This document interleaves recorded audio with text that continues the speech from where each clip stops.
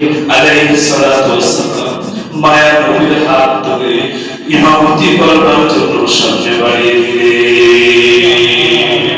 শুধু ওয়াজুদাস রাহমাতাল লিল আলামিন মসজিদে শুধু আমার ওই জমিন।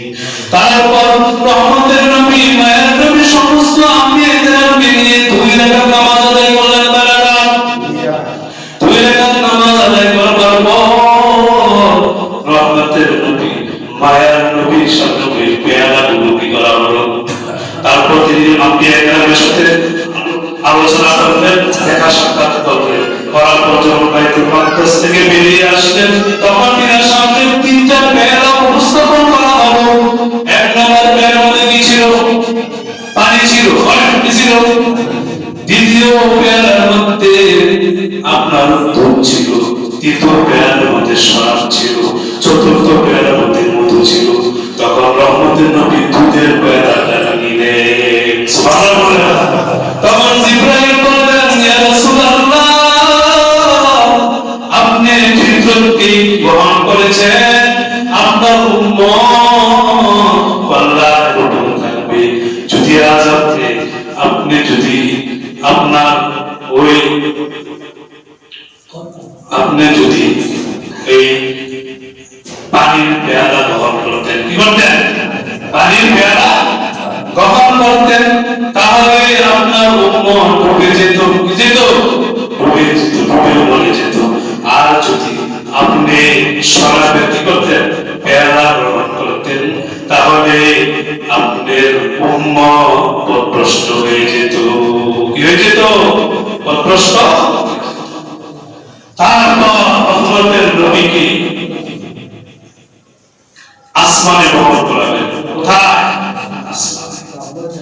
তখন বাইতুল মাকদাস থেকে আসমান পর্যন্ত আল্লাহ তাআলা সিঁড়ি উপস্থাপন করলেন। কি করলেন? সিঁড়ি উপস্থাপন করলেন। জিবরাইল আমিন আলাইহিস সালাতু ওয়াসসালাম রহমতের নবীকে এই উত্তরভবনে রওনা দিলেন। সুবহানাল্লাহ। এই উত্তরভবনে যেতে যেতে যখন প্রথম আসমানে পৌঁছলেন, প্রথম আসমানের গেটের দারওয়ান প্রশ্ন করলকে জিবরাইল আলাইহিস সালাতু ওয়াসসালাম প্রথম আসমানের গেটে গিয়ে নাড়া দিলেন। কি দিলেন? দরজার মধ্যে নাড়া দিলেন, ঠকঠক করলেন, টোকা দিলেন। তখন দারওয়ানকে বললেন, কে? জিবরাইল বললেন, আমি জিবরাইল, তোমার সাথে কে? আমার সাথে রহমতুল লিল আলামিন। কথা কি এখানে ডেকে আনার তোমাকে পাঠানো হয়েছে? বলো হ্যাঁ। তখন প্রথম আসমানের দরজা খুলে গেল। সুবহানাল্লাহ। তখন রহমতের নবী ওখানে পৌঁছলেন। পৌঁছে দেখলেন এক বৃদ্ধ লোক। কি? এক বৃদ্ধ লোক। জিবরাইল আলাইহিস সালাম বললেন, আপনি ওনাকে সালাম করেন। কি করেন? আপনি ওনাকে সালাম করেন। রহমতের নবী ওনাকে সালাম করলেন। এরপর পরিচয় করে দিলেন, ইনি হচ্ছেন আপনার পিতা হযরত আদম আলাইহিস সালাতু ওয়াসসালাম। হযরত আদম আলাইহিস সালামের সাথে রহমতের নবীর দেখা। মায়ের নবী হযরত আদম আলাইহিস সালামের সাথে কথাবার্তা বললেন এবং তিনাকে অভ্যর্থনা জানালেন, স্বাগতম জানালেন। তারপর কিছু নসিহত করলেন। তারপর হযরত আদম আলাইহিস সালামের ডান পাশে কিছু মানব আকৃতির লোক ছিল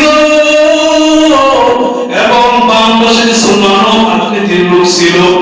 হযরত আদম আলাইহিস সালাম ডান দিকে যখন তাকান, তাকিয়ে তিনি আনন্দিত হন। কি হন? আনন্দিত। আর বাম দিকে যখন তাকান, তখন তিনি কান্নায় ভেঙে পড়েন। রহমতের নবী জিজ্ঞাসা করলেন, কি অবস্থা, কি সমস্যা? এ জিবরাইল, এই অবস্থা কেন? তখন জিবরাইল আলাইহিস সালাম বললেন যে আদম আলাইহিস সালাম ডান পাশে যে মানব আকৃতির লোকগুলো, এগুলো হলো আসহাবুল ইয়ামিন, জান্নাতের অধিবাসী। সুবহানাল্লাহ। আর বাম পাশে যেগুলো ওনার সন্তান, এগুলো হলো আসহাবুশ শিমাল, অধিবাসী, তুই ওনার সন্তানদের জাহান্নামে হয়েছে, এজন্য তিনি কান্নায় ভেঙে পড়বেন। আর এদিকে তাকে তিনার সন্তানরা জান্নাতবাসী, এজন্য তিনি কিভাবে খুশি হবে। তারপর রহমতের নবীর সাথে কিছু কথাবার্তা হলো। তারপর তিনি দ্বিতীয় আসমানে চলে গেলেন। দ্বিতীয় আসমানে যাওয়ার পর দরজার মধ্যে নাড়া দিলেন, জিজ্ঞাসা করলো, কে? জিবরাইল আমিন বলল, আমি জিবরাইল। তারপর প্রশ্ন করলো, তোমার সাথে কে? আমার সাথে রহমতুল আলামিন। এরপর জিজ্ঞাসা করলো, তাকে কি এখানে ডেকে আনার জন্য তোমাকে পাঠানো হয়েছে? তারপর দ্বিতীয় আসমানের দরজা খুলে দেওয়া হলো। সুবহানাল্লাহ।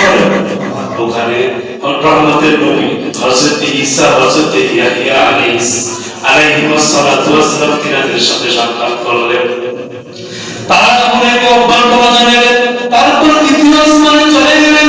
তৃতীয় আসমানে ঠিক একইভাবে প্রশ্ন করা হলো, তৃতীয় আসমান খুলে দেওয়া হলো।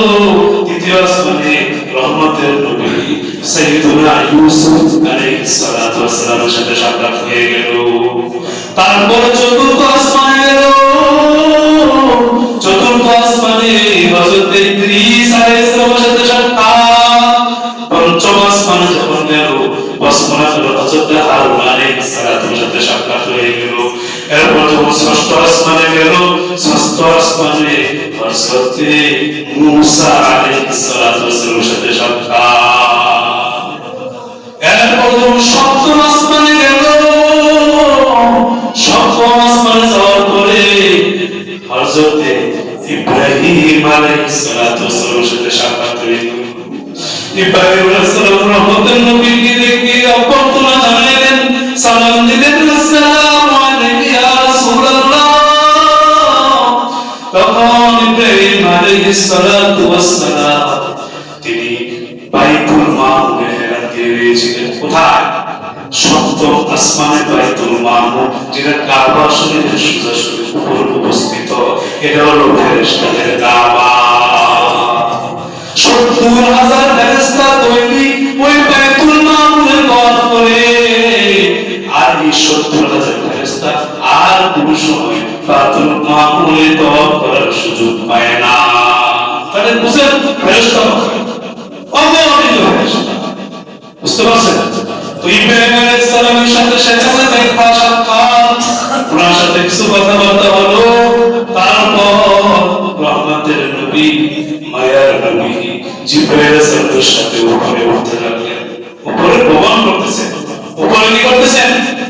ভ্রমণ করতেছেন। ভ্রমণ করার পর যখন সিদরাতুল মুনতাহা আসলো, কি আসলো? সিদরাতুল মুনতাহা আসলো। সিদরাতুল মুনতাহা এমন একটা বৃক্ষ, যে বৃক্ষের পাতাগুলো হলো হাতির কানের মতো। কিসের মতো? হাতির কানের মতো। তো ওখানে যাওয়ার পরে হযরত জিবরাইল আলাইহিস সালাম বললেন, ও নবী, এখন আপনি যান, এরপরে যাওয়ার পারমিশন আমার না। এটা হলো সীমান্ত এলাকা। দেখি কোন মাখলুক সিদরাতুল মুনতাহা অতিক্রম করতে পারে? তখন রহমতের নবী, মায়ের নবী জিজ্ঞাসা করলেন, জিবরাইল, এত পথ তুমি আমার সঙ্গে ছিলা, এখন কেন তুমি আমাকে বিশ্ব অবস্থায় রেখে যাবে, আমার সঙ্গে যেতে পারবা না? তখন জিবরাইল বললেন, ইয়া রাসূলুল্লাহ, ইয়া হাবিবাল্লাহ, এখান থেকে উপরে যাওয়ার এলাও করার জন্য নাই। যদি আমি এখান থেকে উপরে যাই, আল্লাহর নূরের তাজল্লিতে আমার ৬০০ পাতা জলে পড়ে ছাই হয়ে যাবে। সুবহানাল্লাহ। তখন রহমতের নবী, মায়ের নবী জিবরাইল আলাইহিস সালামকে আসল আকৃতিতে দেখলেন ৬০০ পাতা বিশিষ্ট।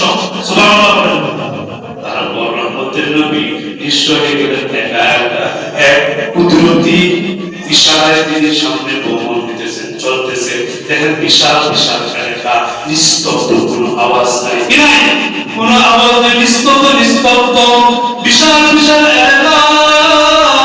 এভাবে তিনি হাঁটতেছেন। তখন হঠাৎ তিনার সামনে একটা একটা মনোমুগ্ধকর সবুজ রঙের একটা সিংহাসন উপস্থিত। সুবহানাল্লাহ। এটাকে রফরফা কি বলা হয়? রফরফ বলা হয়। জান্নাতীরা এই রফরফের মধ্যে আরোহণ করবে জান্নাতে। এই রফরফ নামক সবুজ রঙের রফরফে আরোহণ করে বসে থাকবে জান্নাতীরা জান্নাতের মধ্যে। ওই রফরফ মায়ের নবী রহমতের নবীর জন্য ওই রফরফ আল্লাহ পাঠিয়ে দিয়েছেন। তারপর ওই রহমতের নবী যখন বসলেন, অনেক দ্রুত গতিতে উপরের দিকে রহমতের নবীকে নিয়ে গেল। তখন রহমতের নবী দেখেছেন বিশাল বিশাল রেখা, কোনো মাহলুক নাই, কোনো পানি নাই, কোনো শব্দ নাই, কোনো আওয়াজ নাই, কিচ্ছু নাই। এভাবে যখন তিনি চলতে লাগলেন, দেখেন এক স্থানের মধ্যে যাওয়ার পরে এখানে অনেক কথা আছে, সময় সংক্ষেপের জন্য আমি সংক্ষিপ্ত করতেছি।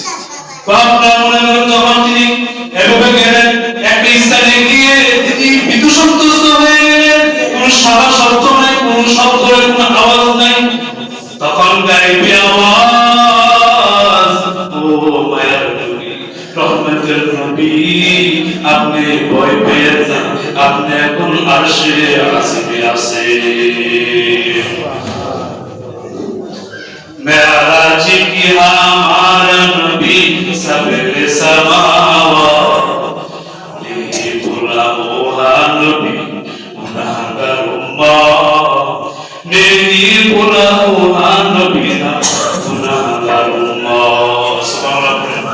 अरशाजिमिस जवाब করে রহমতের নবীর সাথে আল্লাহর সাথে কথোপকথন কথাবার্তা কি কথাবার্তা।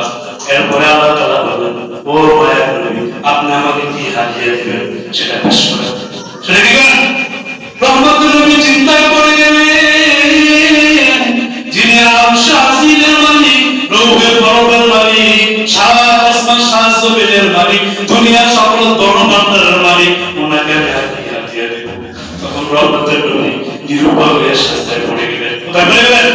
সাজদায় পড়ে গিয়ে তখন রহমতের নবীর জবান দিয়ে জারি হয়ে গেল, আত্তাহিয়াতু লিল্লাহি ওয়াসসালাওয়াতু ওয়াত-তাইয়্যিবাত।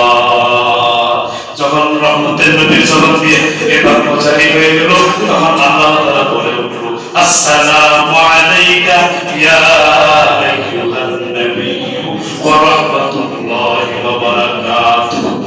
নবী সালাম দিলেন।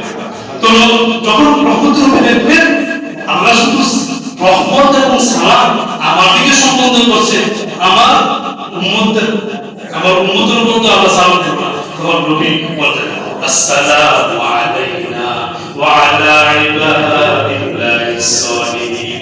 আল্লাহ তরফ থেকে রহমত এবং সালাম নবী উম্মতের উপর বর্ষণ করে দিলেন।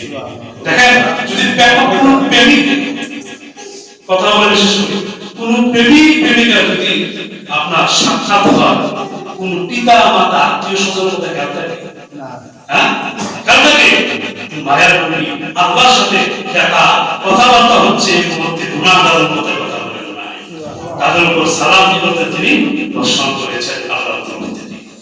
এই জন্য মেরাজের এই ঘটনাকে আল্লাহ কেমন পর্যন্ত জারি রাখার জন্য এই তাশাহুদকে আল্লাহ তাআলা কেমন পর্যন্ত যত উম্মত আসবে সকল উম্মতের উপর নামাজের মধ্যে এই তাশাহুদকে ওয়াজিব করে দিয়েছে।